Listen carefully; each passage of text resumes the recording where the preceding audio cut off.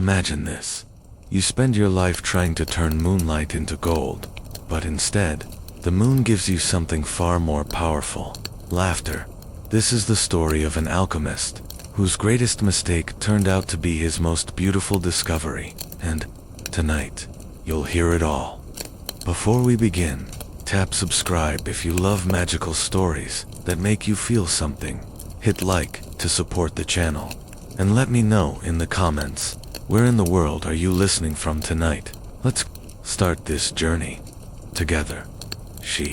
It's time now to close your eyes and let the world slip quietly away. Feel the weight of your body sink into your bed, like soft moss cradling a fallen leaf. Let your breath move gently in and slowly out, like waves lapping at the shore.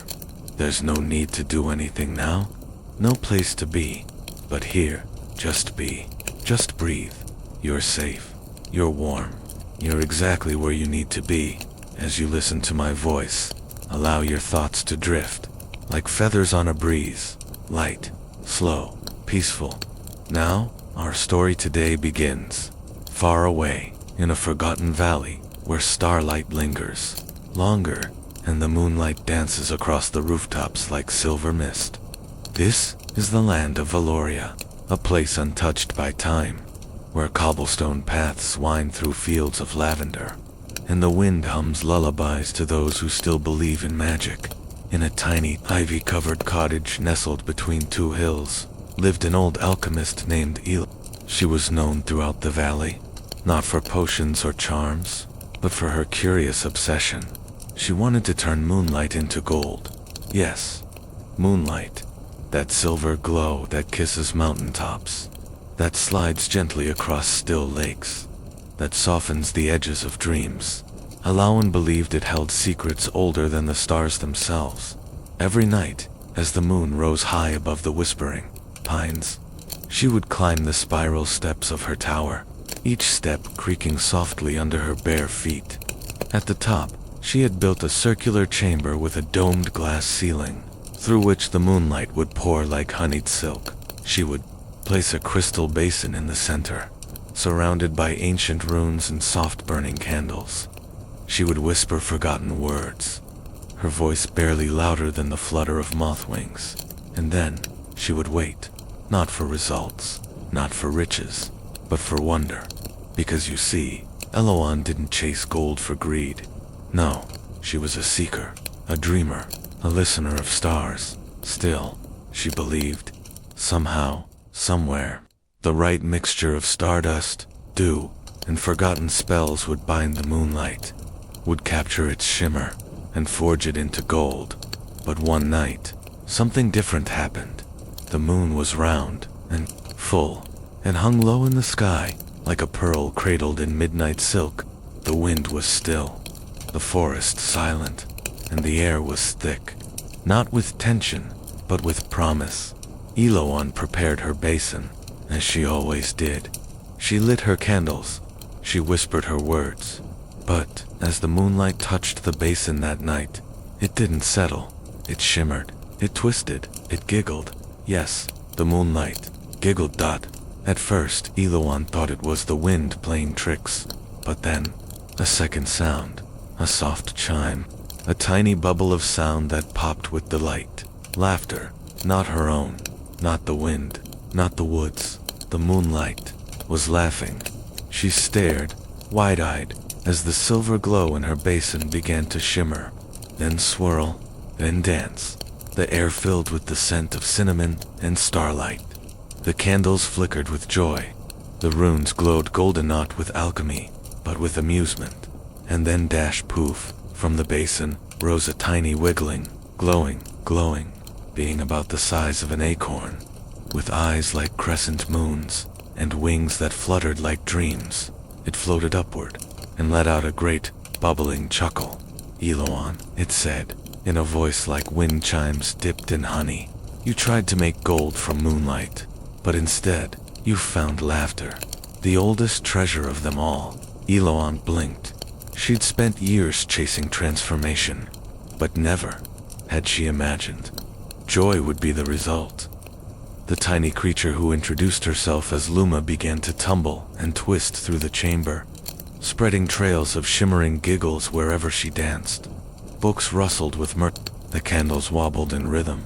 Even the walls seemed to exhale a soft, amused sigh, and Elowen laughed, truly laughed. For the first time in many years, it was a sound she barely remembered, light and round, like a bell that had waited too long to ring. And in that moment, something inside her softened. She understood gold was never the goal. It was the pursuit of wonder, the invitation to joy, the enchantment of not knowing what might bloom from trying.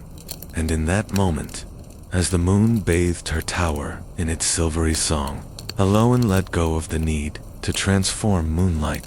Instead, she began to listen to it, each night after Luma would return, sometimes with companions beings made of fireflies and feathers, of midnight giggles and sleepy sighs.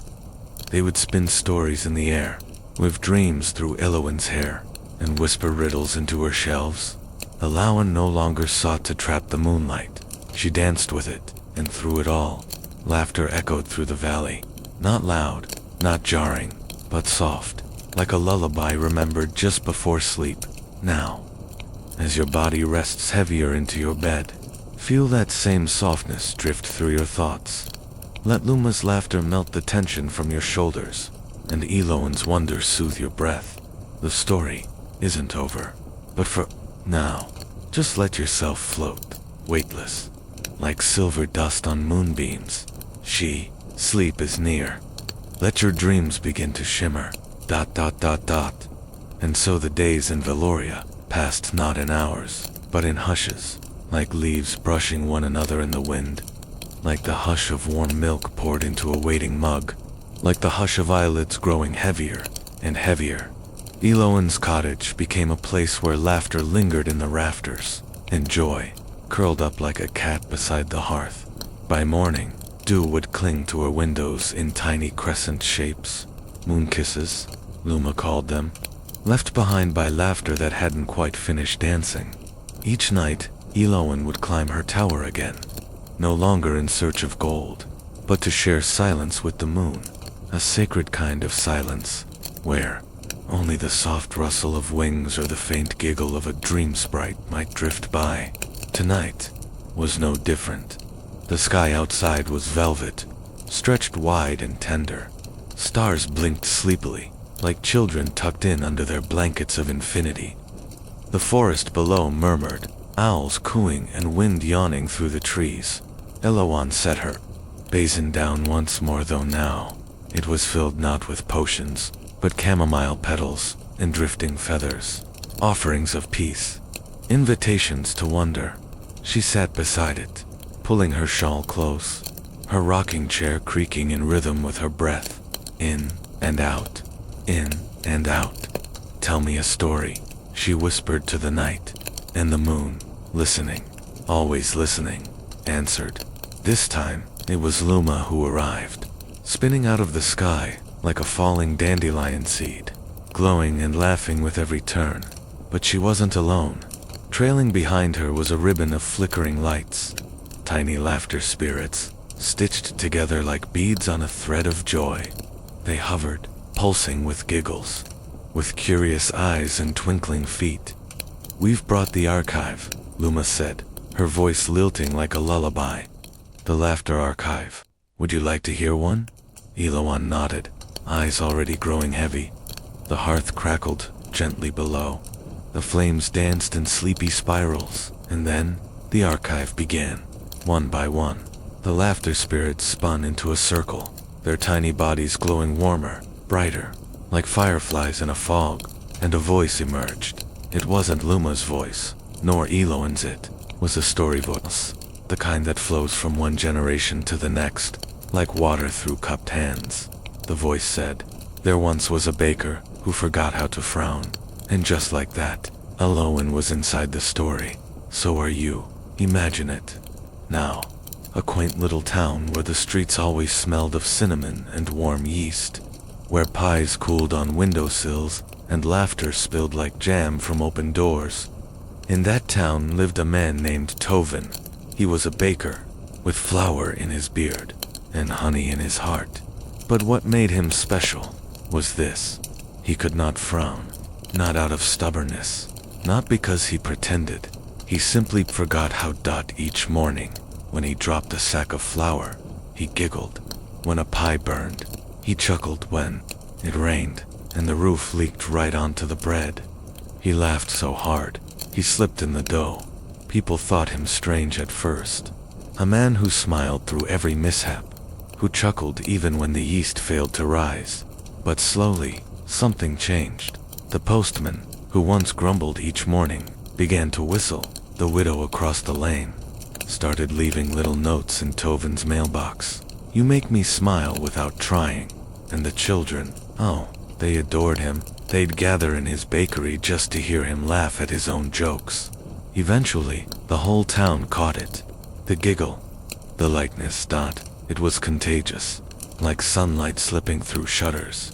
No one ever knew what caused it. This frowned forgetting. But in time, no one questioned it, because in that town, where Tovin the baker lived, laughter was a kind of bread, and everyone had a slice. And so the story ends. Soft as rising dough, warm as an oven's sigh. Back in the tower, Alawan smiled, not just at the tale, but at the comfort it brought. Luma hovered nearby, watching her with moon-bright eyes.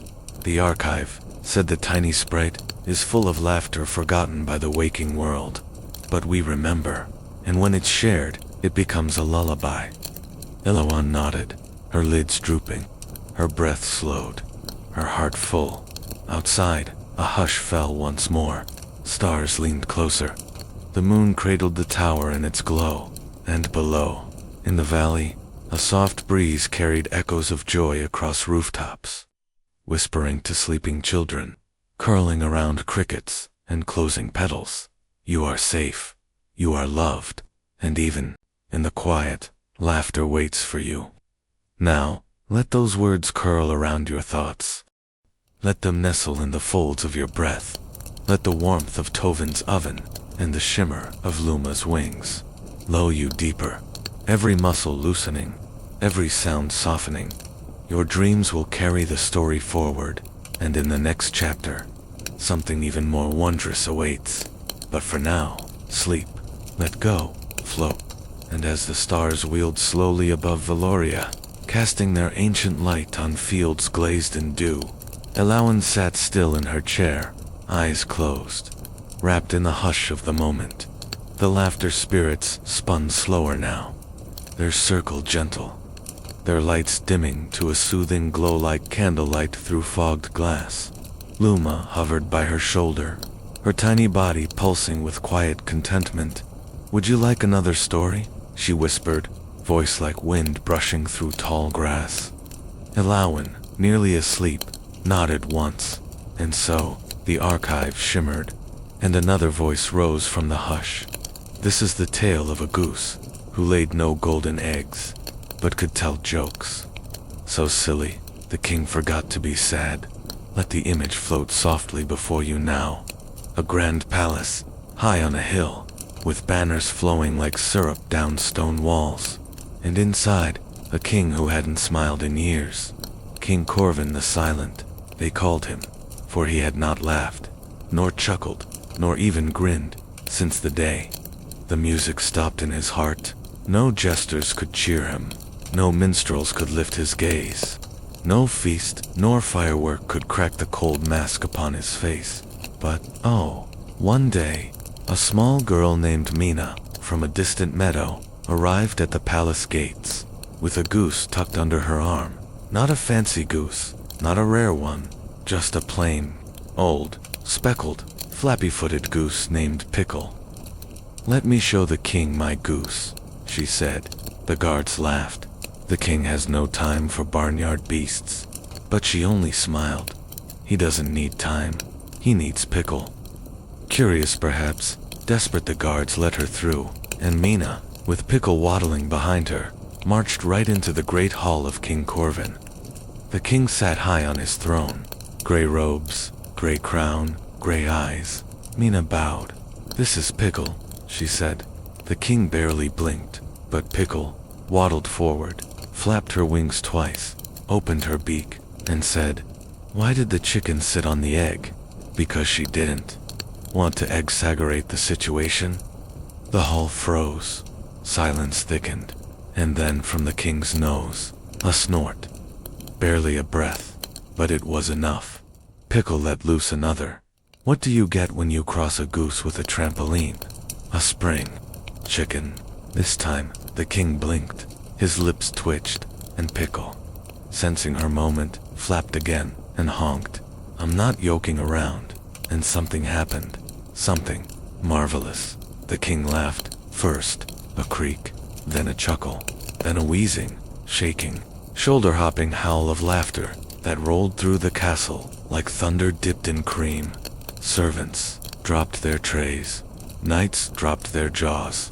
And Mina stood proudly, Pickle at her side, nodding sagely. "I told you," she said. "He needs Pickle." From that day forward, Pickle was royal court jester. The only goose in history with a velvet throne, a crown of daisies, and a scroll of terrible puns rolled at her webbed feet. And the king, he laughed every morning, and every night, and the music returned to his heart. The story faded, like a breeze pulling back into the trees. Alawan let out a soft sigh, the kind that lives between laughter and sleep, and all around her, the laughter. Spirits hovered like gentle fireflies whispering joy into the pages of the archive, sealing the story in a hush of stars. Luma curled in her shawl. "There are more," she whispered. "There are always more, but tonight, maybe one more will do." Eloan's fingers curled around her teacup. Its warmth kissed her palms. She nodded once more, and the spirits began again. Their circles shimmered gold. Their voices sang low, and you, dear listener, find yourself being pulled into the final tale of this night. A tale about a bridge of giggles. Imagine now, a sleepy village split by a silver stream. On one side, people who only whispered. On the other, those who only sighed. No one crossed the stream. The bridge had long collapsed, leaving only planks and memory behind, until a boy named Finn, who dreamed of stories instead of silence, wandered to the water's edge. He stared at the stones where the bridge once stood. Then, with a hammer of hope and a handful of dreams, he began to build again, but not with wood. No, with laughter. He told jokes to the water, he whispered, riddles to the clouds. He spun tales to the wind, and slowly, where laughter gathered, planks formed, soft golden ones, buoyant and humming with joy. And one night, under a curious moon, the bridge of giggles was complete.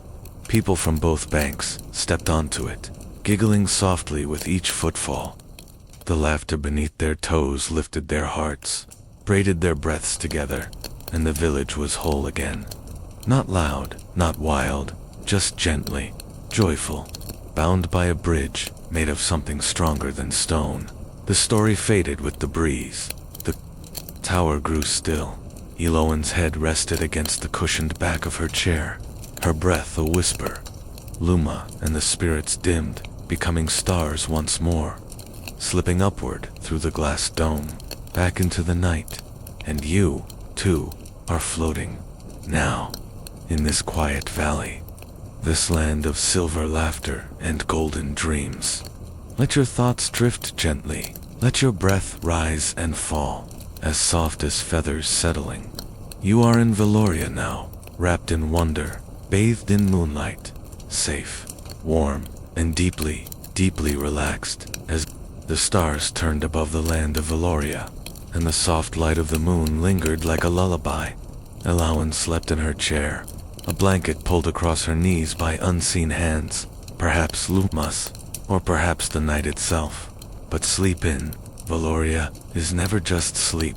It is a kind of voyage, and as Eloan's chest rose and fell in rhythm with the whispering trees, her dreams lifted her gently into the sky, not flying, not floating, just drifting, Like a silver leaf caught in an evening current, she found herself walking across a meadow made of candlelight.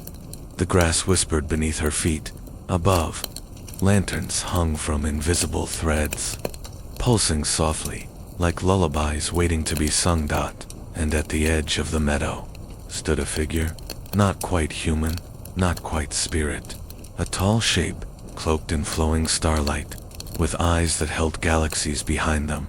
"You've heard our laughter," the figure said, its voice soft as mist. "But would you like to remember yours?" Eloan blinked. "I haven't forgotten it." But the figure only smiled and held out a mirror, not of glass, but of still water, framed in vines that bloomed with sleep blossoms. "Look," it whispered, and Eloan looked in the water's surface. She saw herself, not as she was now, but as she had been long ago. A child, hair tangled by the wind, knees muddy from play, face wide with wonder, and laughter pure and unfettered rising from her like birds startled into flight. She saw herself playing with fireflies, naming them, singing lullabies to stones. She saw a younger Eloan giggling at nothing and everything. It was a laughter not born from humor, but from presence, from being so deeply here in the world. That joy had no choice but to bubble up, the figure said. "Moonlight doesn't wish to be gold. It only wishes to be seen." And suddenly, Eloan understood. All her life, she had tried to change magic, when magic only wanted to be noticed. She reached into the mirror, her fingers rippling the memory, and just like that, the dream shifted. She was back in her tower, but something was different. The air glowed more softly, the walls hummed with an old joy, and on her table, where her alchemical tools once sat, was a single parchment. On it, written in curling silver ink, was one word: remember. She touched it, and as she did, laughter, her own laughter, echoed softly through the stones. Not loud, not forced, just true. She closed her eyes and let it fill her. Let it move through her ribs like wind through reeds. Outside the tower, dawn stirred on the horizon. Valoria yawned. The hills exhaled mist. The forest blinked open its green eyes, and in every corner of the valley, people awoke not with urgency, but with stillness, with peace, with a smile, because something in the air had changed. There were no golden coins in the streets, no spells crackling through the clouds, but there was something better, a warmth, a lightness, a memory of joy. It curled in teacups, in morning songs, in the way lovers kissed before partying for the day. The laughter had stayed, and Eloan, standing now at her tower window, whispered into the breeze, "Thank you." The wind, carrying her words through the valley, replied with a rustling chuckle, and somewhere, just beyond the trees, Luma somersaulted through the air, trailing silver giggles in her wake. Now, dear listener, as you lie here, wrapped in your own soft world, feel that laughter whispering through your chest, that gentle lift of joy. You don't need to force it. You don't even need to smile.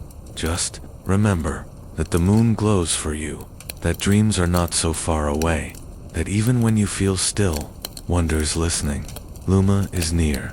Eloan's tower glows on a hill in the corner of your imagination, and you are safe. Every sound in this world is soft now. The rustling of your blankets, the rhythm of your breath, the slowing of your thoughts, all of it a lullaby.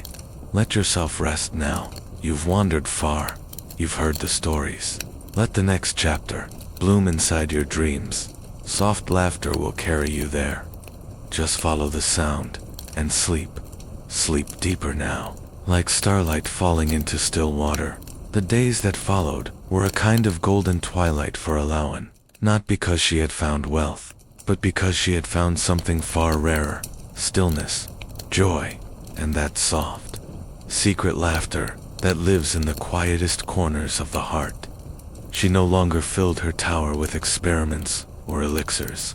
Instead, she filled it with cushions, blankets, shelves of old fairy books, and honey jars.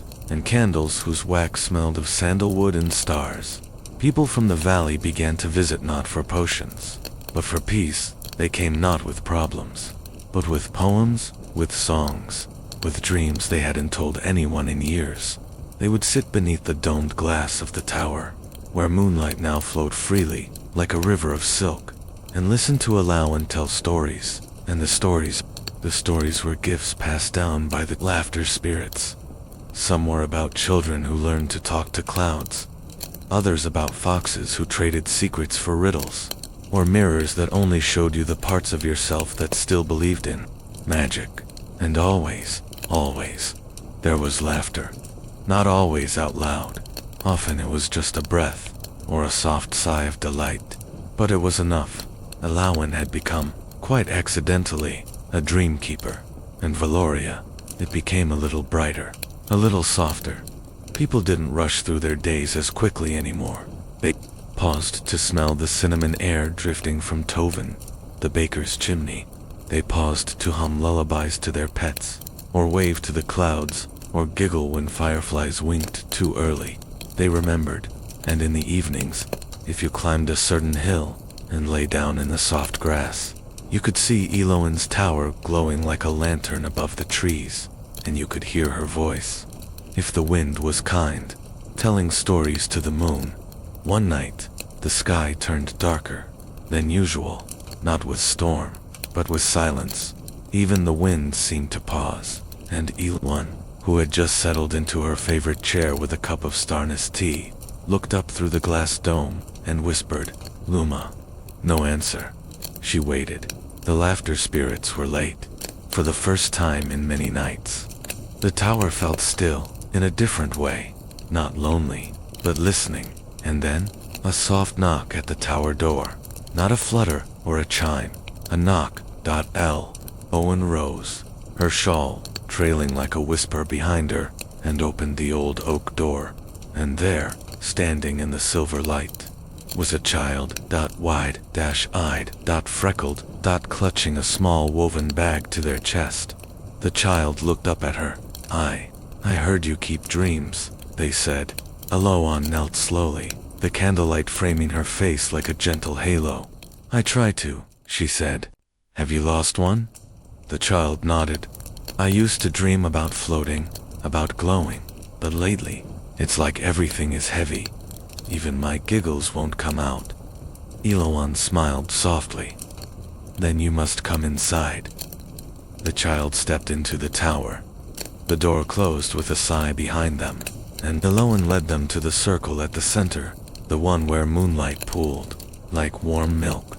She lit the candles, she whispered the old words, and she waited. The child sat cross-legged, silent, and then, just as Eloan closed her eyes, a single sound, soft, light, delicate as falling sugar, a giggle. The child blinked, surprised. "I didn't mean to," but Eloan only smiled. That's how the best ones arrive. And from above, the ceiling, shimmered a silvery ribbon twisted down through the dome, and Luma appeared once more. Trailing behind her were thousands of laughter spirits, but they were quiet tonight, not silent, just tender, as if they had come not to perform, but to comfort. They began to weave around the child, slow and gentle. They traced joy on the child's cheeks, like dew, and the room filled not with big belly laughter, but with warmth, a remembering, a kindness. And when the child finally smiled, really smiled, the entire tower seemed to breathe, and from the basin rose a new spirit, smaller than the others, a soft shimmer of gold and violet, born not from a joke, but from comfort, from being seen. It floated to the child, and nestled in their pocket, and Alawan said, "That's yours now, a giggle seed. Keep it safe." The child beamed. "Will it grow? If you let it?" she whispered. And just like that, the sky outside turned lighter, as if dawn had peeked in, just to listen. Now, as you lie here, let yourself feel what the child felt, that something inside you is safe now. That joy may have grown quiet, but it is never gone. It just waits. and when you're ready, it will giggle again. Let your breath grow slower and softer. Let each exhale carry away a little more of the day, and let this gentle warmth settle in your chest, like a giggle seed of your own. You don't need to hold anything. You don't need to fix or chase. Just rest. You are held by moonlight, by stories, by laughter soft as snow. Sleep is close now. Your dreams are already opening their doors. The next story is waiting. As morning unfurled its golden shawl across Valoria, the village stirred in a soft rhythm. No bells rang, no carriages clattered, just birdsong and the sleepy hum of sunlight stretching across rooftops. Ilawan watched from her tower, hands wrapped around a cup of moon milk tea, infused with jasmine and quiet. The child had gone, carrying the giggle seed safely in their pocket. They'd left a note on the cushion where they had sat. I think I'm glowing again.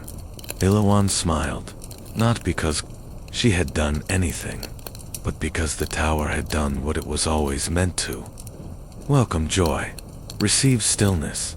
Hold wonder with open palms. Luma drifted past the window, twirling like a maple seed caught in slow wind.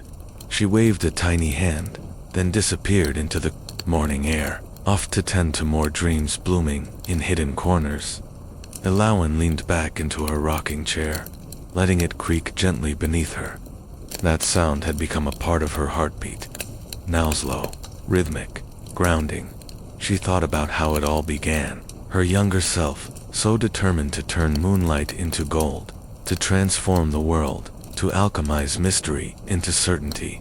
And now, all these years later, she had found the true treasure, not in metal, but in softness, in stories, in laughter that rose not from jokes, but from relief, from the feeling of coming home to oneself. She opened her old journal. Its pages were filled, now not with formulas, but with memories of laughter, spirits, of forgotten giggles, of bridge builders and joke-telling geese. She flipped to a blank page, dipped her pen in starlight, ink, and wrote, "Laughter is not something you make, it's something you remember." Outside the window, the clouds gathered into shapes: a ship, a rabbit, a cradle, and as the breeze lifted through the trees, it carried the scent of fresh bread and pine needles. Down in the valley, Tovin, the baker, placed a tray of cinnamon rolls on the windowsill. He sang a tune that had no words, just the kind of hum that makes your shoulders drop and your chest loosen. A hum that said, "It's okay now, you've made it through." That night, the stars blinked in a hush of soft surprise, for a new laughter spirit had been born, not in the tower, not in a cradle, but in a dream. Your dream? You see, dear listener, as you sleep now, your mind floats gently across the threshold of Valoria, and somewhere, in that land stitched with twilight and featherlight giggles, your laughter has taken shape. It doesn't need to be loud. It doesn't even need to be heard. It just needs to be felt, and it is. A golden spiral of breath, a whisper of yes tucked into the corners of your mind, a warmth behind your heart. It drifts now through the trees, across the meadows, up the spiral stair of Tower, and when she sees it, she will smile, because she knows someone else has remembered, someone else has laughed in their sleep, and so you float now, softly held in this world between words and waking. Feel the gentle glow of your pillow, the quiet hush of your blankets, around you like velvet wings. The breath of the night breathing with you, in and out, in and out. Let go just a little more now. Sink a little deeper. The laughter spirits drift above you like dream fireflies, and they whisper stories you'll carry into morning. Maybe you'll remember them, maybe not, but they'll be there, in the way you smile when no one's watching, in the way the wind seems to giggle when it lifts your hair, in the warmth of a stranger's eyes. The magic of Valoria lives quietly, but it does live because of you, because you listened, because you softened, because even in the dark, You dared to wander sleep. Now, you have wandered gently, and you have been found. The story is still unfolding, but for now, let your breath carry you inward. Let your thoughts float like mist. You are safe. You are soft. You are not alone. The stars are singing. The moon is watching, and the tower is waiting, always glowing, always welcoming, just beyond the edge of waking. In Valoria, time does not pass in hours. It passes in hushes and heartbeats, and while the world outside may whirl and spin with its clamoring clocks, inside the little stone tower, time stretched and yawned like a cat sunbathing on the windowsill of a very slow morning. Eloan spent her days tending to the things that made no noise, the flicker of candlelight, the hum of brewing tea, the turning of a single page. She no longer rushed her thoughts. They moved like clouds shifting, soft, willing to become whatever shape the day required. One such morning, while brushing dust from an old cabinet of dream-dried herbs, she discovered a drawer she had never noticed before. It clicked open with a shy sigh. Inside, a scrap of parchment, sealed in a wax stamp shaped like a crescent moon. No name, no mark, just one word, written in familiar ink: return. Eloan's breath paused. This wasn't a message for her tower. It was a call from the Whispering Grove, a place she hadn't visited in years. You see, Valoria has many secret places, meadows where time curls up to nap, rivers that remember the stories you told them, but the Whispering Grove was different. It was where the first dream was planted. Where laughter was born, where the air itself knew your name, even if you'd forgotten it. And so, Eloan packed lightly, just her shawl, her journal, a few sprigs of night lavender, and one small crystal of stillite, gentle glow captured from the full moon, used only when the path turned uncertain. As she stepped outside, the path to the grove revealed itself not with stones or signs, but with sounds, tiny giggles hidden under fern fronds, humming from the petals of tall, white daisies, the faint swoosh of memory brushing past her ankles like mist. She followed the sound, not fast, but steady, until the trees grew taller and closer together, their trunks curved inward, their bark whispering like ancient paper. The Whispering Grove, it did not welcome with words, it welcomed with recognition. Eloan stepped into the clearing and stood very still. In the air, exhaled as if it had been holding its breath, waiting just for her.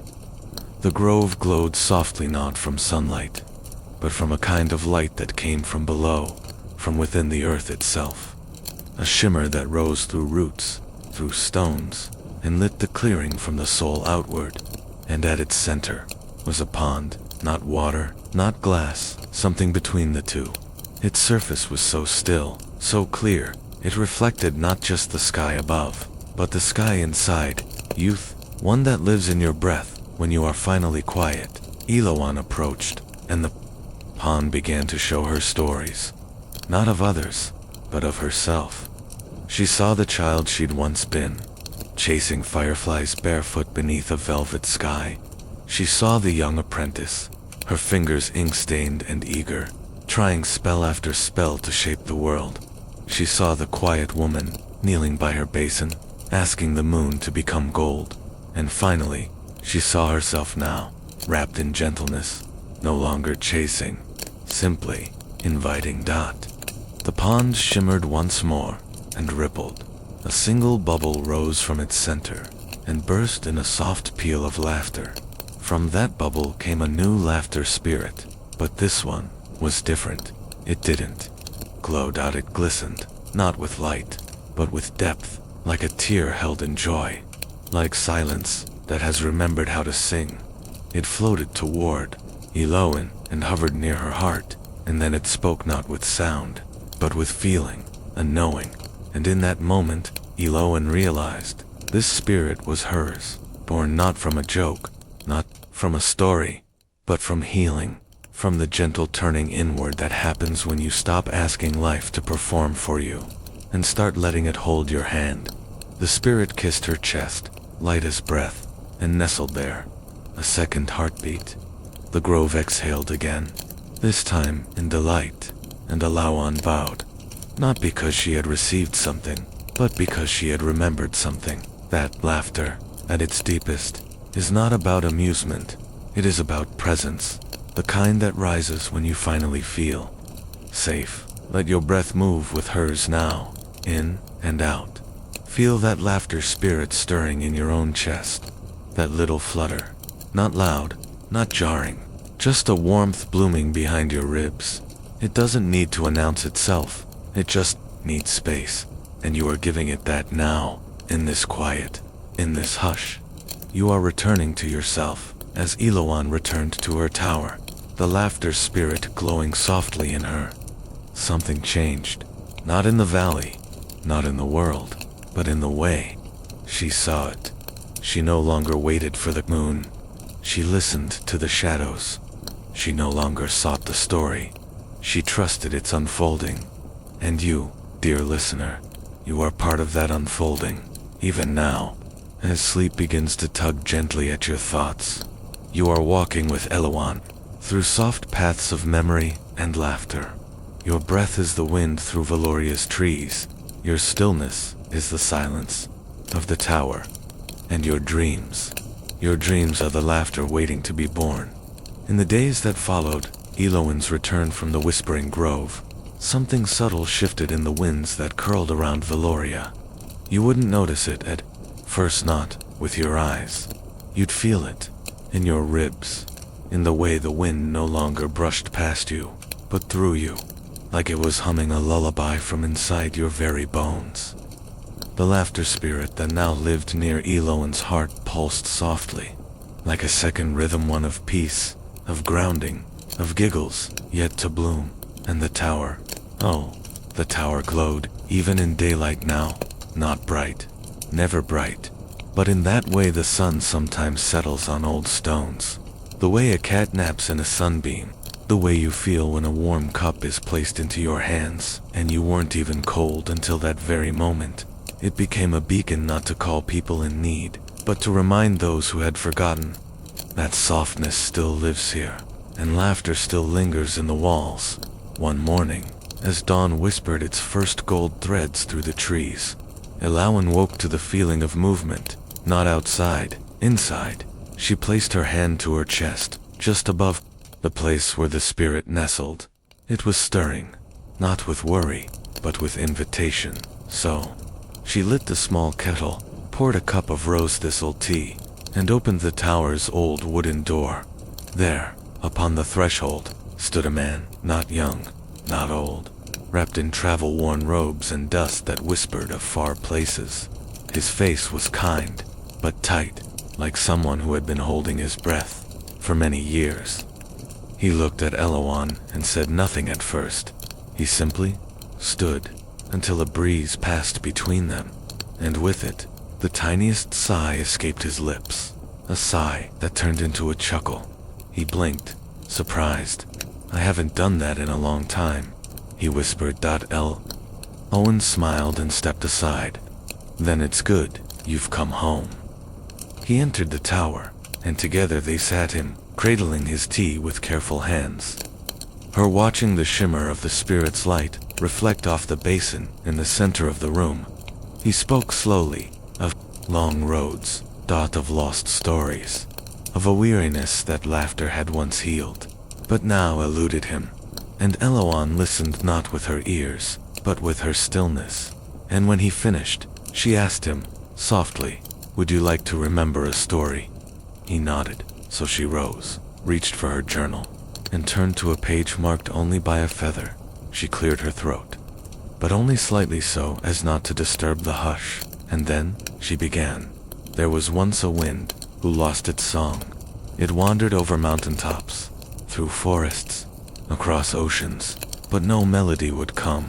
It tried to hum with the owls, to whistle with the reeds, to echo in the canyons, but silence followed, until one day, the wind passed a window, behind which sat a very old woman, making soup. She was humming a tune so quiet, it didn't even reach the air, but the wind felt it, and instead of passing by, it stopped.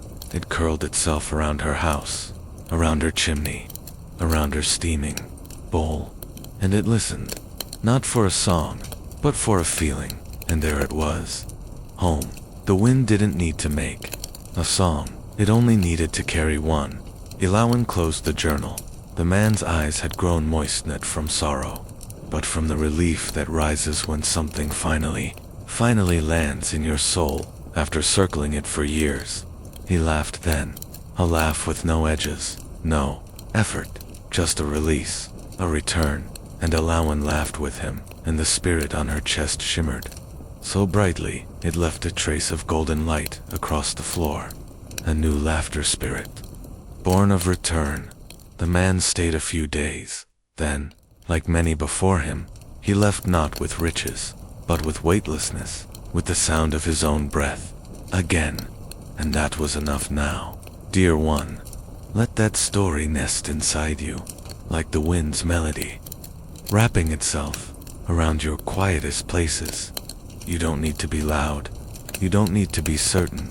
You only need to feel the echo of joy, returning the shimmer of your own spirit, flickering like a candle in a room that's just been opened to the morning dot. Let your breath carry it gently. Let it settle into your ribcage like warmth after a bath, like the hush before snowfall. You are in Valoria now. You are home. And the stories, they are not just Eloan's, they are yours. They always were. Luma flutters past your dreams now, leaving trails of moonlight laughter as she weaves a circle around your resting mind. Ilawan smiles from her tower. The whispering grove hums in the distance, and somewhere, just under your skin, a new laughter spirit is beginning to bloom. The seasons turn slowly in Valoria, not with urgency, but with reverence. Autumn, when it arrived, came not as a gust but as a whisper. It tiptoed through the valley with gold-tipped leaves tucked in its pockets and a breath of cinnamon wrapped in its scarf. The trees laughed in rustles, the wind wore lullabies, and the tower on the hill, it glowed warmer than ever, as though the stones themselves had learned to smile. Ilawan had begun to teach, not lessons, not lectures, but rememberings. People came from nearby villages, from corners of the valley she'd never seen, bringing stories like offerings. They came barefoot, holding nothing but a question in their palms. Have I forgotten how to laugh? And Ilawan would take their hands and whisper, no, you've only set it down. Let's go find it. Together, they'd sit beside the basin under the dome. She would brew tea steeped with dried cherry leaves and a single petal of sleep flower, and then they would listen not to her, not to the spirits, but to themselves, because laughter, as El had come to know, was not something you gave away. It was something you unearthed, and one by one, the stories came back, sometimes as chuckles, sometimes as tears, often both. One evening, as twilight slipped like ink into the edges of the sky, a girl arrived at the tower carrying a jar. The jar held nothing but a feather, gray, plain, and a note that read, "For when you forget to feel light." She offered it silently. Ilawan took the jar gently and held it to her chest. The girl didn't need words. Ilawan didn't either. Instead, they sat together for a long while, the girl curled beside the hearth, Ilawan tracing the ridges of the feather through the glass. When the girl rose to leave, she turned and asked, "Do you think the moon ever gets tired of glowing?" Ilawan smiled, eyes warm. "No," she said, "because it never tries to shine. It just reflects what's already there." And with that, the girl laughed softly. Not from humor, from recognition. She had reflected something, too. That night, Ilawan placed the jar on the Windowsill, Moonlight, caught in the curve of the glass. And just for a moment, the feather inside shimmered, not with magic, with memory. The laughter spirits began arriving, earlier each night now. They didn't wait for Ilawan to summon them. They came willingly, playfully, tumbling in through the dome in spirals and glides. like ribbons carried on a giggling wind. One brought a pouch of dust made from snored dreams, golden flecks that shimmered with sleep heavy. Joy. Another carried a song sung by a tree so old, its roots remembered the sound of the first raindrop. They shared these gifts, not to impress, but to remind. Elawan collected them all in a great velvet book called the Archive of Gentle Wonders. Its cover bore no title, just a handprint, small, like a child's, made of laughter. One night Luma hovered near the book and whispered, "May I add a story?" Elawan nodded, and the spirit, glowing like moonlight just before dawn, floated to the parchment and began to hum. The hum turned into lines, the lines into swirls, and soon a new tale danced across the page. There once was a child who only spoke in questions, not because they were unsure, but because they were curious. What does the wind taste like? They would ask. Where does laughter go when we forget it? And one day, while sitting very still beneath a forget-me tree, they asked, "What if I'm already enough?" And the tree, surprised, dropped a single blue leaf into their lap. It didn't answer, because it didn't need to. The tale finished itself, with a dot shaped like a spiral, no period, no end. Elawan smiled. Some stories were meant to remain open, like soft windows on a warm night, like arms, like hearts. Now, let yourself drift again. Feel the spiral of your own breath, circling inward. Gentle, gentle. You are walking through the tower again now, not in body, but in thought. The stone walls greet you like old friends. The candles flicker softly at your approach, and the basin glows in welcome. You place your hand over your chest. There's a warmth. There now, not from effort, not from doing, but from the simple act of listening, of being that warmth. It's your laughter spirit, not loud yet, not ready to leap, but pulsing softly like the promise of light behind a closed curtain. Trust it. You don't need to coax it. Just let it rest. Just like you are resting now, in the quiet arms of this story, in the hush of Elawan's tower, in the cradle of a valley that remembers you, even when you forget yourself. Sleep now. Let go of what you've carried today. Let the laughter spirit tuck it away, like pages placed between soft covers. The next story will come, but only when you're ready. And until then, you are enough. You are loved, and you are already glowing, even if only a little, even if only in dreams. As the days grew cooler, and the trees began to blush with shades of flame and copper, Veloria entered what the valley folk called the quieting season, not marked by cold or harvest, but by gentleness. The sun rose slowly, as if stretching after sleep, and sank with a sigh behind the hills. Children played in sweaters stitched from dream thread, and whispered to one another beneath the moon. The entire valley breathed, softer, and in her tower, Elawan began to receive letters, not by courier, not by dove, but by wind. They slipped beneath her door, caught in folds of fallen leaves, or danced down her chimney like bits of ash and whisper, each letter different, some short, just a word, others full of rambling thoughts, confessions, and tiny folded giggles. She placed them all in a basket, beside her rocking chair. She called it the basket of almosts, because every note, every message, seemed to come from someone almost remembering, almost laughing, almost ready to soften. And Elawan never answered them directly. Instead, she added them to the archive. She transformed each one into a lullaby, or a story, or a bit of dream-laced poetry. One evening, she read aloud from a note written by a baker's son in the town of Pharaoh. Down it said, "I used to pretend the moon was listening. Then I got older. Now I whisper to the oven. It listens better." Elawan smiled, then turned to the basin and began to write.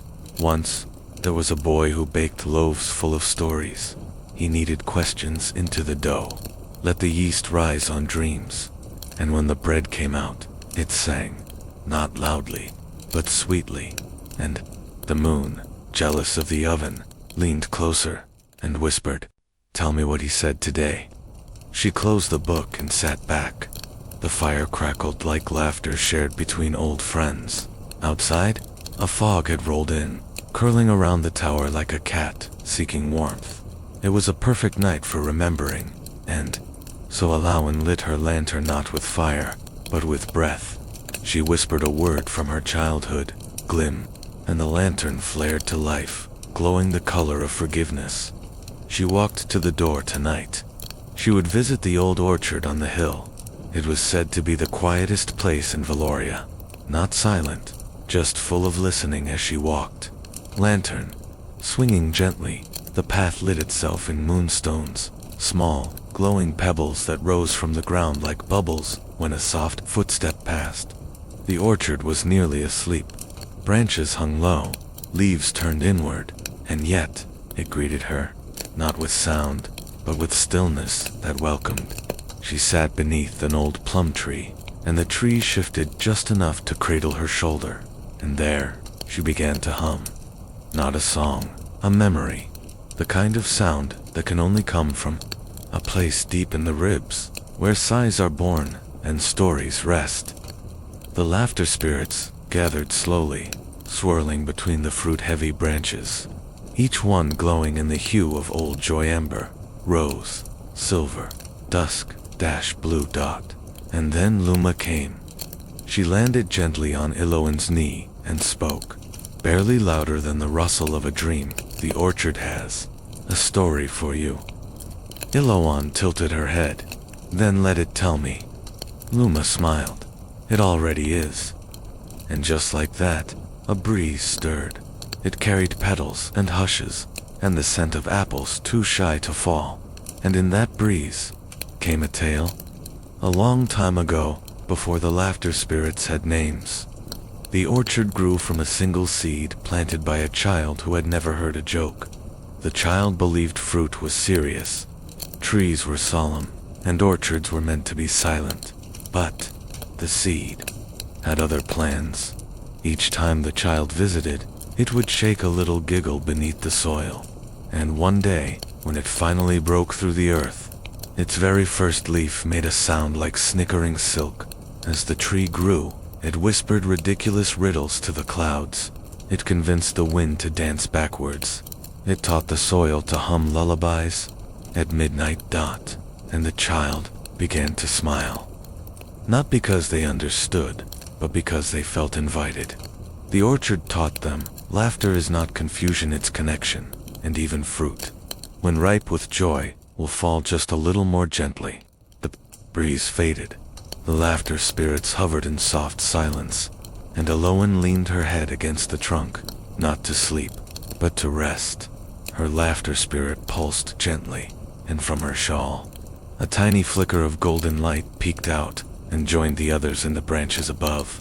Even dreams need a break sometimes. Even stories like to sit down and exhale. And you, yes, you, feel yourself lying beneath that plum tree now. Feel the hush of the orchard, wrapping around you like a memory woven into a quilt. Breathe in and out. Let the branches above cradle your thoughts. Let the softness of the earth beneath you support every part of you that's tired. You are safe here. You are not forgotten. You are not behind. You are blooming. Quietly let go of the day. Let go of the questions. Let the laughter return not loudly, but slowly. From the edges of your dreams, from the orchard, from the tower, from the space inside your chest that still remembers how to float. The orchard cradled Iloan in its hush for what felt like a century folded into a single breath. Around her, the laughter spirits dangled from branches like tiny glowing fruit stream light dripping from their wings, casting soft spirals of gold and silver across the forest floor. She didn't speak. She didn't need to. Her silence was the conversation. Eventually, she rose not with effort, but with grace and whispered her thanks to the tree behind her. It responded by shedding a single plum into her open palm. It was warm, as if it had been holding a dream for her all night. She tucked it into her shawl and began her slow walk back to the tower, lantern swinging like a lullaby, footfalls whispering stories into the soft grass. When she returned, she placed the plum on her windowsill, beside the feather in the jar. "Gifts from silence," she said aloud. The tower, ever listening, replied with a creak in its bimza stretch, a smile, a yawn of old wood and wisdom, and Eloan, settling into her chair, stared up through the glass dome at the star-dusted sky. Tonight, she wouldn't tell a story. Tonight, she would listen. And the sky generous as always had one ready. The stars began to shimmer in rhythm, blinking in sequences, slow and deliberate, like a code being remembered by the dark. And one by one, the laughter spirits returned. Luma hovered over Eloan's shoulder and whispered, "The sky wants to remind you of the first echo." Eloan blinked. "The what?" "The sound laughter made," Luma said, before anyone had a name for it.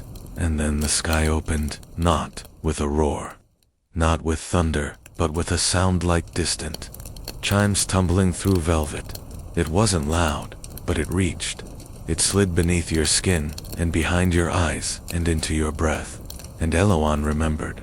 There was a time, long before Valoria had towers, or lanterns, or names, when the world was still being whispered into shape. Mountains rose from breath, lakes bloomed from tears, and laughter. Laughter came from the stars. They were the first to laugh, those glittering storytellers, in the dark, not because anything was funny, but because everything was new. They laughed at the joy of becoming, at the beauty of not knowing, at the miracle of simply being. And that laughter, gentle and glowing, curled downward through the sky, spinning into clouds and mist, and eventually into beings like Owen, and like you. That laughter lives still, folded into our very breath. A shimmer beneath sorrow, a pulse beneath silence, a giggle waiting just behind the next letting go. Eloan placed her hand on her chest, and there it was. Not a thought, not a memory, a sparkle of the very first echo. She stood, took a single step toward the basin, and laughed. A small, pure laugh, and the tower filled with it gnawed loudly, but completely. It bounced off the stones, it tickled the windows, it made the tea in her cup ripple in time. And outside, somewhere far off, a flower bloomed out of season, just to join in now. My dear sleeper, feel that echo in your chest. Not a sound, not even a sensation, just a knowing that you are made of laughter older than language. You are part of a joy that does not depend on reason. You don't need to earn it. You don't need to understand it. Just feel it stir, soft and golden, like sunlight warming your pillow just before you wake, or the faint tug at the corners of your mouth when a memory taps you on the shoulder. Yes, that's it. Let it ripple through your breath now, in and out. And if a smile comes, let it. If it doesn't, rest in the warmth anyway. You are not lost. You are not broken. You are simply remembering. And the stars are proud. Back in the tower, Eloan wrapped herself in a blanket that smelled of lavender and quiet pages. She watched the stars slowly dim, one by one, folding themselves into the arms of dawn. Luma curled in the crook of her neck like a tiny kitten made of light, and the other laughter spirits hung from the beams, like golden fruit, rocking gently with each breath Eloan took. There was no story tonight, only presence, only the first echo. And that was enough. Sleep now. Let the weight of the world melt off your shoulders. Let the softness of this moment swaddle your thoughts. You don't need to hold anything anymore. Just rest. And know that somewhere in a tower that exists within the folds of your dreams, a woman is smiling. She's keeping your stories safe. She's holding your laughter for you until you are ready to carry it again. And the stars, they're singing you back to yourself. One breath at a time, it was said in Valoria that the truest stories do not end. They simply fall asleep inside you, waiting to wake when needed. Eloan understood this now. not as a belief, but as a feeling, a softness that nestled in her ribcage, a warmth that flickered quietly behind her breath, like a lantern that never asked to be seen, only held. And so, on the morning after the sky whispered the first echo, Alawan decided to do something she hadn't done in many years.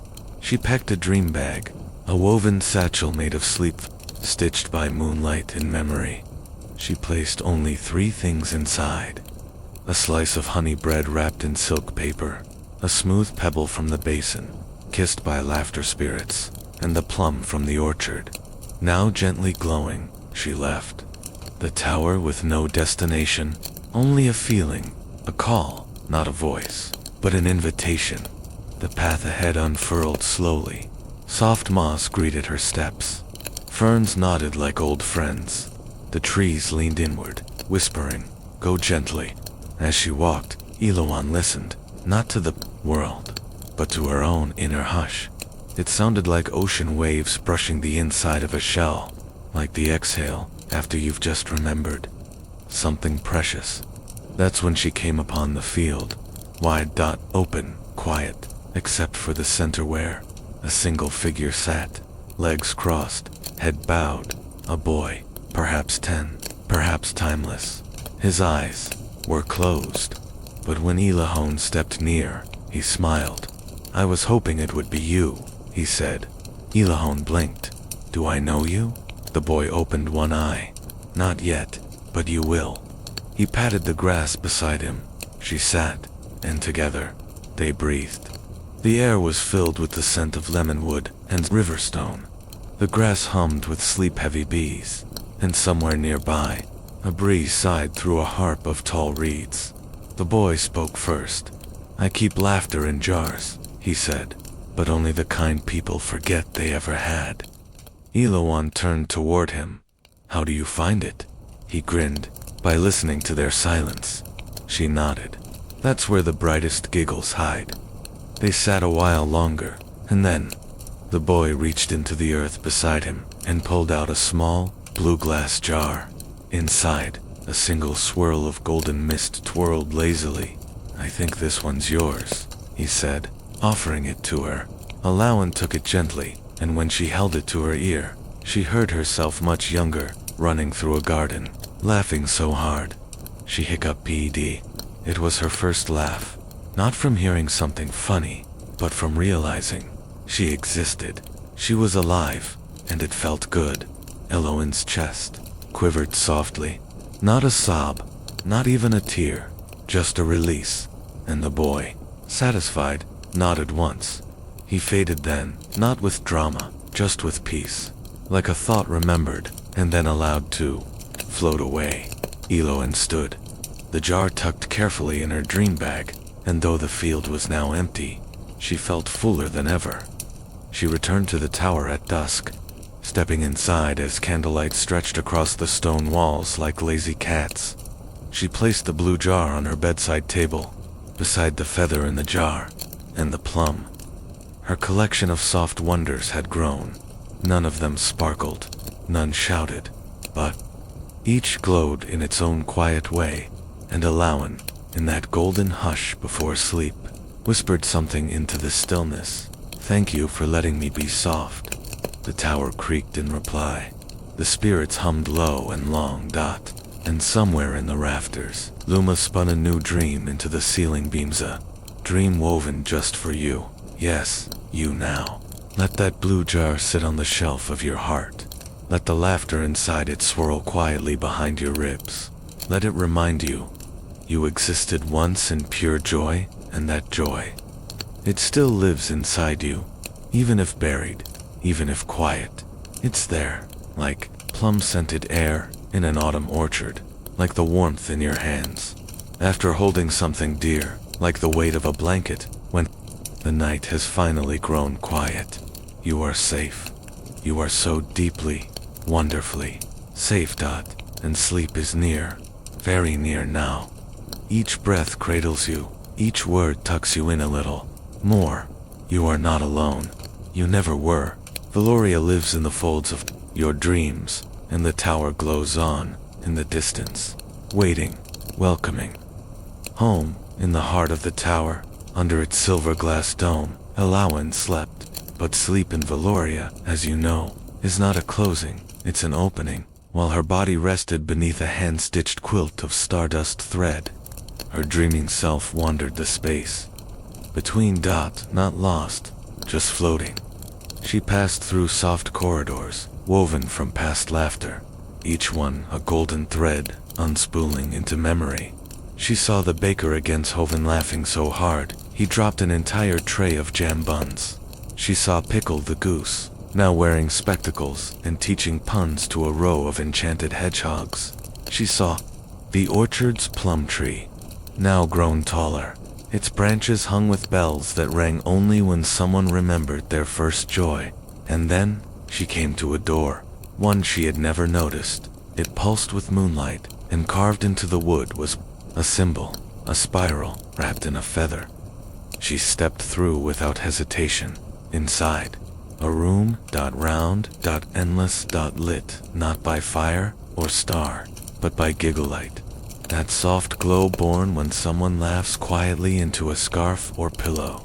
Trying not to wake anyone, in the center of the room sat a long, curved table at it, beings of every shape and shimmer, some with wings like pages, some with hands made of hush, some with eyes like yours.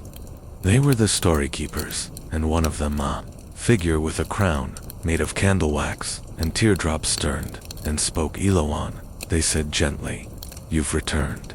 She blinked. "I don't remember leaving." The figure smiled. "You never did. But sometimes, even dreamers forget where the story begins." Another keeper, whose hair moved like ink in water, leaned forward. "You've done well. The laughter has returned to the valley. The tower breathes again. But there's one final story to gather." Eloan felt something stir in her like the moment before waking, when you feel both full and undone. She nodded. "Where is it?" The keepers stood in unison. Their movements made no sound. Their presence felt like an exhale wrapped in silk. One whispered, "It's not far. It sleeps in the chest of a dreamer." "Who?" They turned to you. "Yes, you. The one listening. The one breathing softly beneath your covers.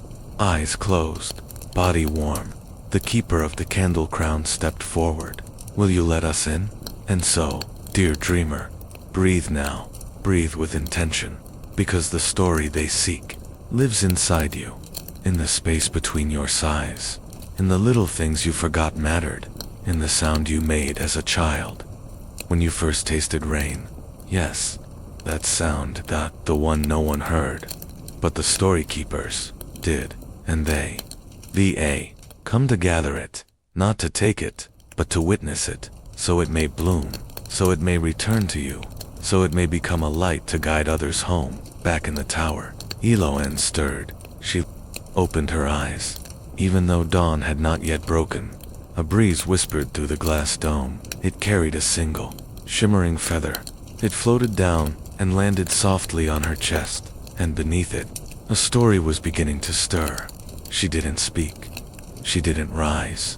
She simply lay there, breathing, receiving, and smiling, because she knew now, the final story wasn't in a book. It wasn't in a tale told aloud. It was a memory held inside a dreamer's chest. It was your story, one of laughter forgotten, and joy about to be rediscovered, and Alawan would keep it safe, just until you were ready. Now, let your breath become that feather, light drifting still. You don't need to hold anything tonight. You've already given enough. You've already become enough. Let this moment be the softest thing you touch today. Let your thoughts grow heavy like fruit ready to fall. And if you feel a warmth behind your eyes, or a flutter behind your ribs, that's your laughter spirit, stirring, waking, smiling, at the memory of who you've always been. Sleep is deep now. It wraps you like stories never told, but always known. Your body is weightless, your heart anchored only by kindness, and the stars above Valoria. They are leaning a little closer to listen, to the sound of your breath, to the quiet song of your story becoming the keepers, are smiling. Eloan is dreaming again, and the world is just as it should be. Whole, gentle, golden with giggles, not yet spoken. The keepers remained only as long as a breath, as long as a blink between one heartbeat and the next. But they left something behind, not a scroll, not a book, just a feeling. The kind that lingers when you've been seen, gently dot. Not for what you do, or say, or try to be, but for what you are. A carrier of laughter, older than time. Eloan placed the shimmering feather on the mantle above the hearth. The fire below crackled softly, as if in agreement. From the window, the sky was beginning to blush a gentle pink at the edge of the world. Morning, waiting politely behind the hills. Not wanting to intrude too soon, Eloan moved slowly. She didn't rush her mornings.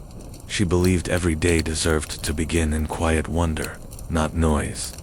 She poured herself a cup of lavender-steeped water and sat in her chair beside the basin, where the moonlight always seemed to leave a bit of itself behind. Today, she would write nothing. Today, she would listen, and the world, in its slow-turning kindness, began to whisper once more. In the village below, a boy sat on his porch with a spoon and a bowl of porridge, watching the clouds and telling them jokes. The clouds, being clouds, didn't laugh, but the wind did, and that was enough. In the house, across the path, an old woman found a button she'd lost years ago in the lining of her coat. She held it in her hand and laughed not because it was funny, but because it reminded her who she had been when she last wore it. Just beyond the trees, a fox trotted along a mossy ridge, humming a lullaby it had heard once in a dream. Everywhere in Valoria, little pieces of laughter began to surface, not loud, not echoing, but real, and El simply received them. Each smile from a stranger, each snort from a child, each warm glance between two hands that hadn't held each other in a long time. They drifted into the tower like snowflakes melting gently against her skin, warming her from the inside out. She rose at midday to visit the village, wrapped in a shawl, the color of dusk, and carrying her dream bag lighter now, though it still held the blue jar, the plum, the feather, and the pebble. She didn't need anything. She just wanted to be among the joy. As she passed through the village, children waved, adults nodded, their faces soft. No one asked for magic. They didn't need to. They carried their own now. Some wore it in their eyes, others in their steps. One girl wore it as a ribbon in her hair tied, not to keep her hair back, but to remind herself that every day was worth decorating. Eloan stopped at the bakery. Tovin handed her a roll. "I added a new spice," he said, grinning. "I don't know what it is. It just smells happy." She bit into it, closed her eyes, and chuckled. "Sunbeam," she said, nodding. He blinked. "Is that a spice?" "Today it is." They both laughed, and the bread seemed to get warmer in her hands. She continued on. "No destination, just moving with the rhythm of the valley." And when the sky began to shade toward silver, she returned home, not tired, just whole. That night, as stars stretched themselves across the sky like a soft shawl, Eloan did something she hadn't done in all her years in the tower. She whispered her own story into the basin. She didn't know if anyone was listening, but she didn't need them to. The act of telling was enough. "I once believed," she said softly, "that alchemy was about turning things into something else, that I had to transform the world to make it beautiful." She paused. The fire in the hearth cracked once, but now I think the magic is in letting things stay what they are, and finding beauty in their being. Her breath caught slightly in her throat. "I tried to turn moonlight into gold, and instead, it turned me into someone who could laugh again." The basin shimmered. A single droplet rose from its center, shining. Weightless sand floated into the air. It was laughter, her own, from that very first night, now made visible, now made whole. She reached out, and it settled against her chest, soft, warm, true. Now, Let that image rest in your thoughts. A woman bathed in moonlight, her own joy returning to her like a gift, and you, breathing softly beneath your blanket, drifting in that same golden hush. Let go a little more now. Let the edges of sleep soften around your thoughts like mist curling around a hill. The story is almost done, but its ending is not an ending. It's a homecoming, and you are nearly there. Just rest, just breathe, and trust. That laughter lives here, inside you, waiting, always. The basin's shimmer faded gently, leaving only a warm glow that pulsed with Eloan's breath. She smiled not because something had happened, but because something had settled. Sometimes the deepest magic comes not with fireworks or fanfare, but in stillness, in the way a room can feel complete, simply because you are in it. She stood slowly, her blanket falling in a soft rustle, and walked to her window. The valley below lay in sleep. Chimneys no longer smoked, fields no longer rustled. Only the occasional blink of a firefly suggested the world still turned at all. Owen pressed her hand against the cold stone of the sill and whispered, "Thank you, not to anything in particular, just to the hush itself." The wind answered not with sound, but with presence. A single current swirled around her ankles and lifted, spiraling gently up her spine, like a lullaby climbing a staircase. And she knew someone was dreaming. Maybe a child with a plush rabbit curled under their chin. Maybe an elder on a porch, rocking gently to the rhythm of the stars. Maybe you, yes, you, the one listening, the one wrapped in your own blanket right now, feeling your chest rise and fall in rhythm with these words. Your dream is joining the others, because dreams in Valoria are like starlings. They flock together, they swirl and twist, and create patterns no one understands but everyone feels. And tonight, yours has been added to the sky. A new light, not the brightest, but unmistakably yours. Eloan saw it, a tiny glimmer just above the orchard, flickering softly, like a laugh remembered in the middle of the night. She placed her hand to her heart, and, not at once, she would add it to the archive in the morning. But morning did not come quickly in. Loria. Dawn was shy. She tiptoed over hills and yawned into rivers, before even thinking of touching the rooftops. So Allowance settled again beside the hearth, her tea steaming faintly, and opened a fresh page in the archive. This one was not for a story, not for a riddle, not even for a memory. It was a page of gratitude at the top. She wrote, "The things that softened me," and then she began. A feather placed in a jar, a laugh I forgot was mine, a plum that glowed, a field that listened, a boy who bottled forgotten giggles, a spoonful of bread that tasted like sun, a wind that stayed just to listen, a story I thought I was telling, but was really being told by Dot. She stopped there, because her eyes had begun to close. Between each line, the page could wait. The tower knew how to keep dreams safe until morning. She placed the book gently on the table beside her, leaned back into her chair, and let sleep tug her down like a tide, slow and steady. And as her breathing slowed, the room changed, not visibly, not with shimmer or flash, but in feeling. The walls leaned in, the fire curled into coals, and the laughter spirits settled like dust in the air, each one glowing faintly with shared memory. One floated toward Eloan's sleeping form and whispered into her ear, "We remember you." Then it settled on her shoulder and slept too. And now, dear listener, feel that same spirit resting on your shoulder. Let its warmth seep into your muscles. Let its memory hum in your breath. You don't need to do anything now. You don't need to hold the story. It is holding you. Let go of worry, of doing, of trying. You are exactly where you need to be, on the edge of dreaming, with your own archive unfolding inside you. Each breath, a page. Each memory, a feather. Each heartbeat, a spirit of laughter waiting to bloom. You are not far from Valoria. You are already in it. Just beyond the veil of sleep, Eloan's tower stands, glowing faintly in the distance, a light for dreamers, for rememberers, for you.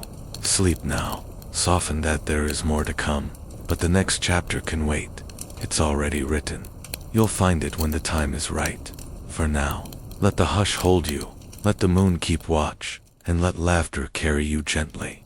All the way home, morning arrived in Valoria, not as light, but as tenderness. It poured across the fields like warm milk, settled into the corners of homes, crept up the tower walls like ivy made of yawn and glow. Inside the tower, Eloan stirred, not sharply, not with alarm, but the way moss might shift under a sleeping bird. She opened her eyes to find the fire gone quiet, the basin holding only a pool of soft blue reflection, and a tiny laughter spirit curled inside her teacup, snoring like a kitten. She smiled. Every part of her felt full, not with noise, but with knowing, and in that knowing was rest, and in that rest was readiness for today. She would close the archive, not forever, just for a while. Stories like fields need time to lie fallow, to breathe, to gather new seeds in silence.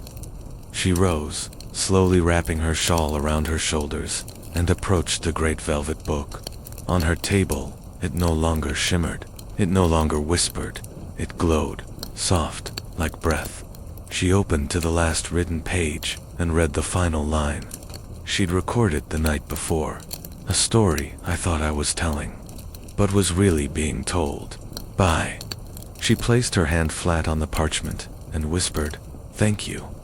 The book pulsed once with light, and a breeze brushed her cheek, though all the windows were closed. She knew what it meant. The archive would rest now, and so would she. Later that morning, Eloan stepped outside. The sky was brushed with clouds, shaped like question marks. She liked that. She walked through the village slowly, dream bag tucked gently under one arm, blue jar and glowing plum inside, along with the feather and stone. She stopped to leave a warm roll at the baker's window. Tovin had fallen asleep at his workbench, dough clinging to his beard. She smiled and didn't wake him. Some dreams need to finish what they've started. She passed the forget-me tree and tied a ribbon to its lowest branch, silvery, soft, and humming quietly with stored giggles. The tree swayed in thanks down by the river. She crouched and whispered to the water, not to ask anything, just to let it know she was listening, and the river, ever generous, offered her a single ripple in return. It was enough. That evening, Eloan returned to the tower, just as the stars began, practicing their glimmers. The fireflies blinked in rhythm. The laughter, spirits began to stir, but she waved them gently away tonight. Rest, little ones, she whispered. Tonight is for silence. Luma, hovering just above her shoulder, nodded. Even Joy sleeps. Eloan prepared one last tea, chamomile and plum blossom. She took her cup to the window and stood very still. The valley was glowing, not from magic, not from spells, from presence. She could feel the smiles in the walls of houses. She could hear the heartbeat of trees. She could taste the sweetness in the air, like someone had baked comfort into the sky. And then she felt it. A new story arriving, but not with noise, not with fluttering pages or whispering ink. It arrived in you. Yes, you, your breath, your sleep, your softness, you dreamer, had become the next chapter, not to be told, to be lived. And so she whispered into the night, I leave this story now in your hands. It is yours to carry, yours to unfold, yours to laugh with in the dark. Let your giggles be seeds. Let your kindness be the ink.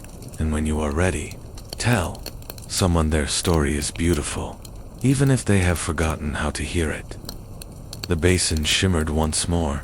The final spirit rose, a tiny flicker of stardust, and hushed and curled itself into the crook of her elbow. It would travel with her now. It had chosen its keeper, and you have one too. You've had it for some time, You feel it when you laugh for no reason, when you sigh in relief, when you dream without needing to understand. It lives in you now, whispering, "You are the story. You are the story. You are." And so, dear listener, you rest now with that knowing. Let it cradle your ribs like warmth. Let it hum behind your eyelids. You are not falling asleep. You are returning to softness, to stillness. 2v. Loria. Where towers glow without needing to be seen, where laughter grows on trees, where a single smile can change the shape of the sky, and where your spirit, yes, yours, will be kept, will be remembered, will be held, always. That night, as the moon floated higher above Velaware Round, and full like a held breath, the tower was quieter than ever. Not empty, not still, but complete. Wan, wrapped in her dusk-colored shawl, placed her teacup on the bedside table and climbed beneath her covers. Her bed was soft from years of gentleness. The sheets smelled of lavender and paper. The pillow curved like it had memorized the shape of her dreams. Outside, the wind turned slow pirouettes across the rooftops, brushing every chimney like a mother kissing foreheads goodnight. The basin glowed quietly. The feather pulsed with golden hush, and from the shelf, the laughter spirit inside the blue glass jar shimmered like a lullaby trying not to wake anyone. Eloan closed her eyes and whispered only one word, "Remember," and with that, she slipped gently into sleep and into the dream. But this time, she didn't dream of towers, or laughter spirits, or giggling geese with crowns made of daisies. This time, she dreamed of you, you the listener, you the dreamer, you, the quiet heart wrapped in softness, listening through the hush. In her dream, she walked through a misty field made of memories not hers, but yours. She saw them scattered like petals, a laugh you let out once in a car when no one else was around. The warmth of your blanket the night everything felt too loud. A single moment when someone looked at you with eyes that said, "I see you." The first time you cried not from sadness, but because you recognized yourself, and at the center of that field, a mirror, but not one made of glass. It was water, still deep. It didn't show your face, it showed your being, soft, kind, capable of giggles, even in the dark. Alawan knelt beside the pool and cupped the water in her hands. It shimmered gold, and as it slipped through her fingers, she whispered, "They've remembered, I can feel it, even if only a little, even if only in sleep." She woke slowly, like a flower opening at the pace of breath. The morning air was pink, the tower still glowed, and the world was new. Not different, but somehow gentler. She sat up, stretched, then walked to the window, and looked out across the valley. A child in the orchard twirled in slow circles, arms out wide, head tilted to the sky. A woman stood on her porch, eyes closed, hands wrapped around a mug that steamed with dreams. The river hummed a tune, and the clouds looked like commas, as if the sky had decided, kindly, not to end anything just yet. Alawan smiled. There would be other stories, other laughter, other feathers and jars, and seeds of wonder. But for now, she would rest. She would let Valoria carry itself. She would trust that the spirit of joy had taken root in the hearts of those who had listened, including yours, especially yours. So now, dear dreamer, let this be the softest part of all. The story is complete, but you are just beginning. Let the echo of this tale ring like a chime inside. You let it hum in your bones. Let it follow you into sleep, not loudly, but with warmth, like fingers brushing through your hair, like a blanket tucking itself in around you, like the last smile before dreams take you. Let it say, "You are the story now. You are the gold. You are the laughter made from moonlight, and nothing, not time, not sorrow, not forgetting, can take that from you.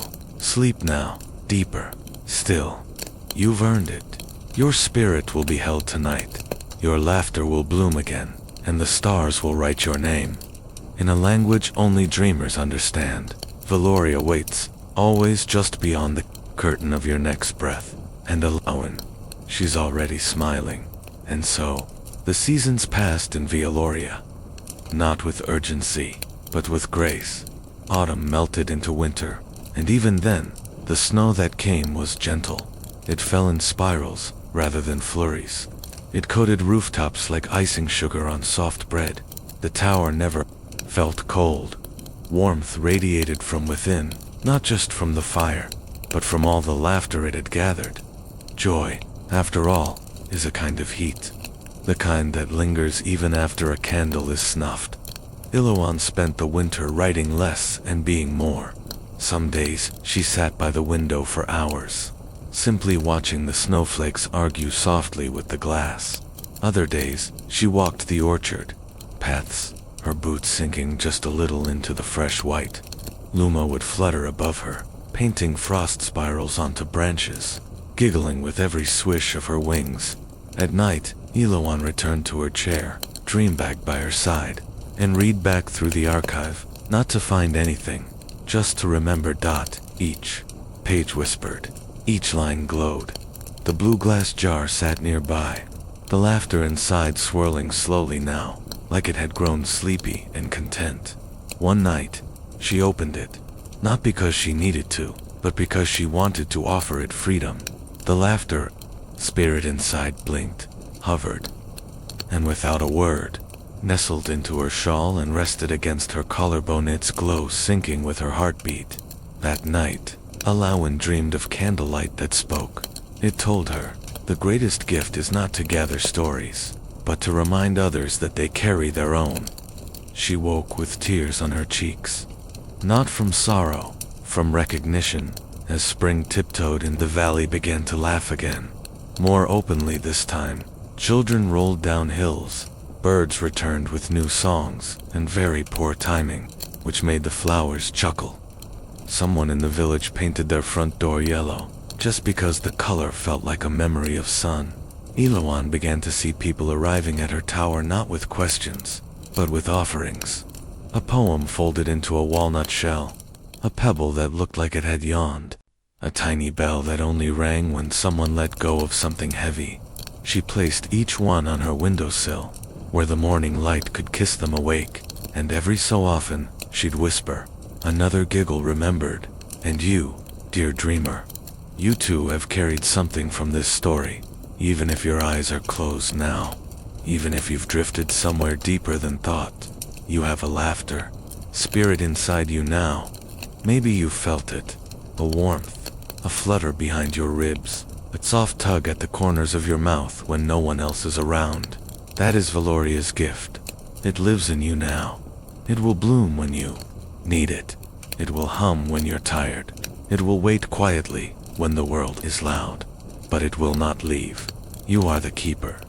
Now of wonder, of stillness, of the kind of joy that asks for nothing in return. And when you wake, you'll take it with you, not as a memory, but as part of your breath, part of your walk, part of your way. And Iluan, she still wakes before dawn, still sips her tea with both hands, still leaves space on the page for the next story to find her. But these days, she writes less, because now, she knows. The best stories aren't recorded, they're felt, and the best laughter isn't collected. It's shared, passed from one soul to another, like a lantern, like a whisper, like a dream. Let that dream hold you now. Let it carry you the rest of the way. There's nothing more to do, nowhere more to go. Just this breath, just this stillness. Let go, let sleep take you deeper, and let the last words be not mine, but yours. The ones your heart says, when all else has gone quiet. The ones that sound like laughter in the dark. The ones that say, I am light, I am rest, I am home. In time, the tower on the hill became more than a place.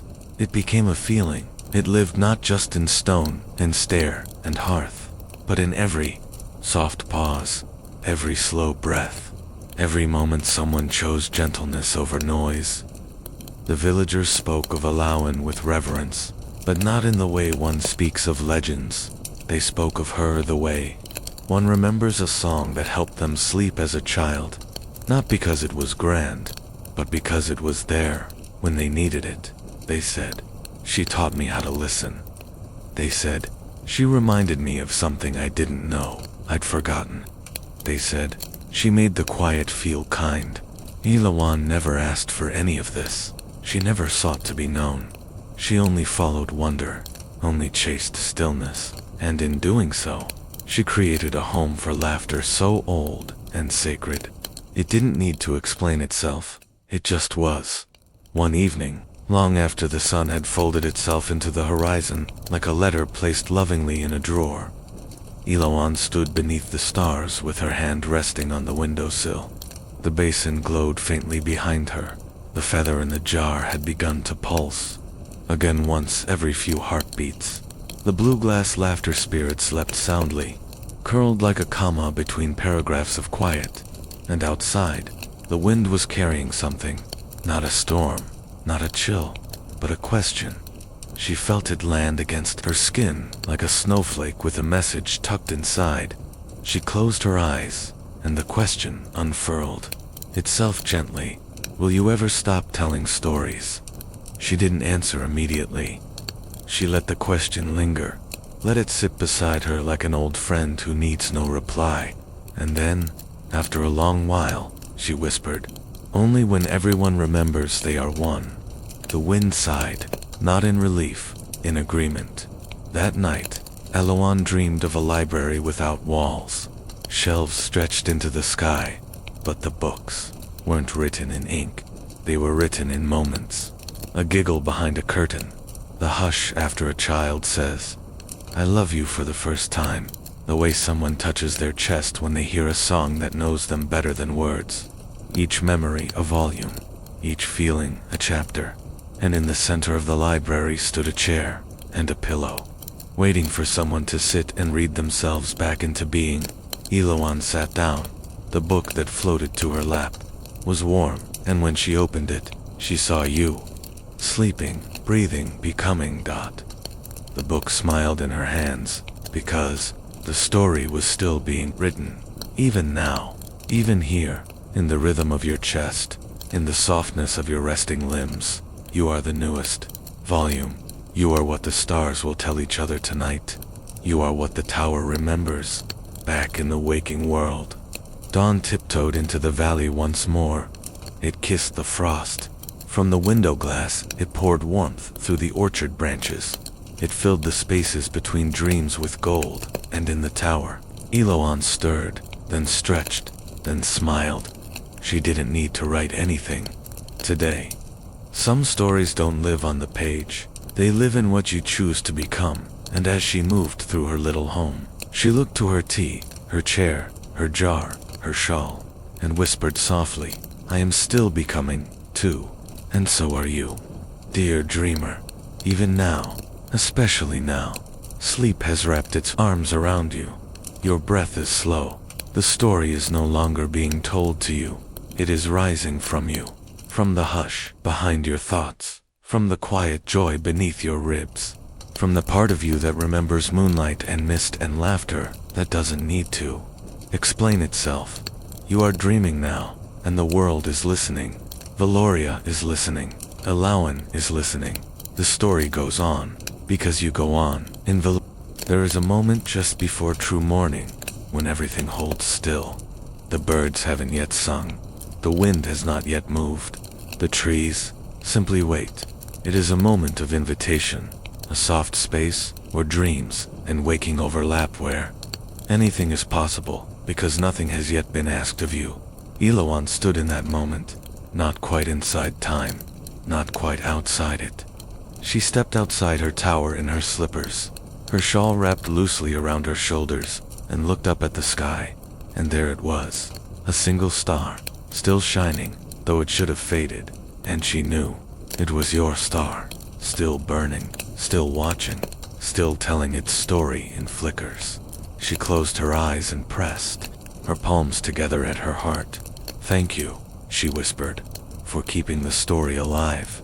And in return, the wind lifted a single petal from the plum tree and placed it gently in her hair. from the hilltop tower. The world was beginning to glow again. Not in fire, not in spectacle, but in small things. A window opened before the sun touched it.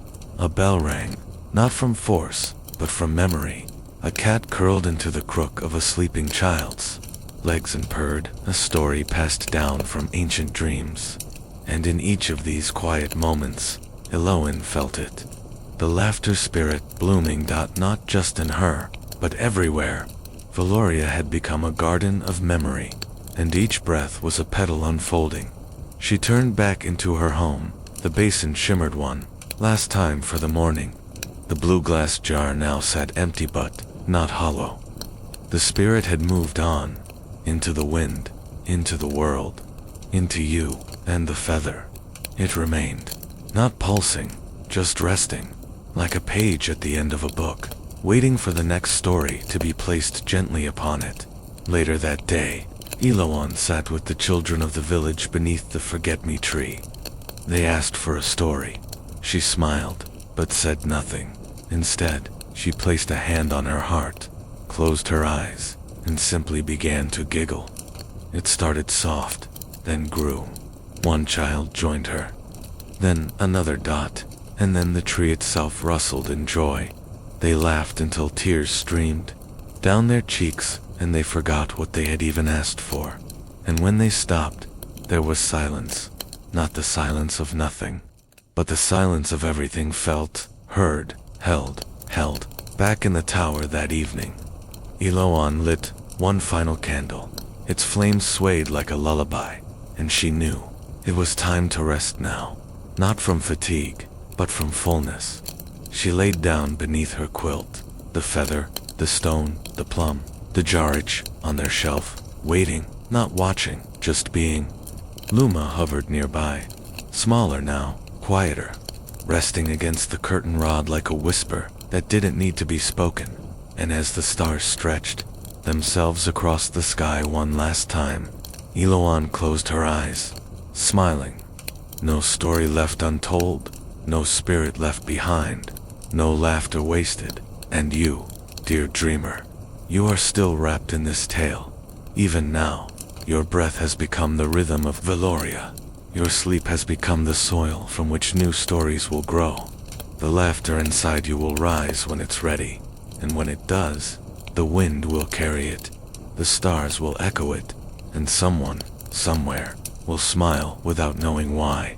But you'll know, you'll remember, you'll feel it in your ribs, where the quiet lives. You'll feel it in your hands, when you reach for something soft. You'll feel it in your sleep, where Alawin waits in the tower, with tea, with stories, with love. Always. And now, let the dream take you all the way. No need to hold anything anymore. The story has ended, but your rest continues. Float now, sink deeper. You are safe. You are golden. You are laughter made from moonlight. And you are home, always, forever. Good night, good night. Eloin did not wake the next morning, not because something had ended, but because something had settled so completely, so peacefully, it no longer needed to stir. The tower remained quiet, still, and aglow, a different kind of glow.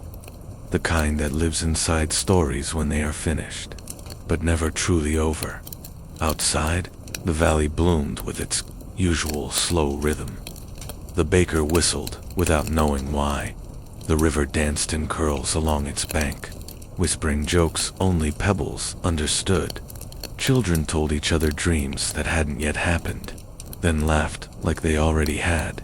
And in every breath the village took, Alawin lived on, not in memory, not in stone, but in presence. The tower, though no longer visited as often, never dimmed. It became part of the land, a light, a hush dot, a home in the heart. And sometimes, on the softest nights, if you stood beneath the stars and listened with your chest instead of your ears, you could hear her giggle, not from the sky, not from above, but from within, like a story you didn't know was yours, until you finally heard it read back to you. And as for you, the listener, the dreamer, the quiet one who traveled through each word like a river winding slowly toward peace. You carry her now. You carry Gloria. In every moment. You choose softness in every glance that offers comfort instead of correction. In every breath that says, I am here. I am listening. I remember. Eloan's story lives on through you. Not as a script, not as a tale to recite, but as a way of being. Calm, kind, aware of the small the giggles that bubble in silence, the joy that sits patiently beneath the weight of the world. You've remembered it now, even if only a little, even if only for this moment. It's enough. You are enough. And so we close the book, not with finality, but with grace. With the turn of a soft hand, with the hush of a last page touching the table like a feather finding rest. This is not the end, but your body knows the shape of rest now. Your spirit remembers the rhythm. The story will wait, quiet and patient, like a dream tucked beneath your pillow. It will meet you again when the wind is still, when the stars are listening, when your laughter needs a place to land. Gloria will find you, and El will already be there, waiting, smiling. Home. Sleep. Now, there are no more words, only silence, only softness, only your breath, and the deep knowing that you are safe, you are held, and you are loved. Good night.